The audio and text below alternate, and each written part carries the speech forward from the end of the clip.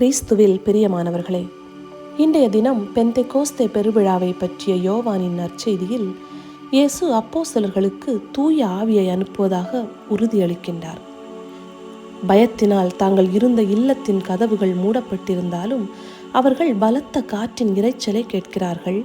ஒவ்வொருவர் மீதும் நெருப்புச் சுடர்களாக தூய ஆவியானவர் தங்குவதை காண்கின்றார்கள். இதுதான் பெந்தெகோஸ்தே நிகழ்வு. இயேசுவின் வாக்குறுதி நிறைவேறுகின்றது. அப்போஸ்தலர்கள் தூய ஆவியை பெறுகின்றார்கள்.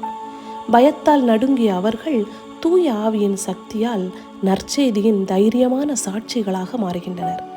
தூய ஆவியின் பலம் இல்லாமல் மனிதனிடம் எதுவும் இல்லை என்பது உண்மைதான். அன்றும் இன்றும் திருச்சபையை வழிநடத்தும் தூய ஆவியானவரை நமது ஜெபத்தின் மூலம் அழைப்பது அவசியம். தூய ஆவியானவரே, எம் மீது இறங்கி வாரும். உமது அன்பால் எம் இதயங்களை நிரப்பும்.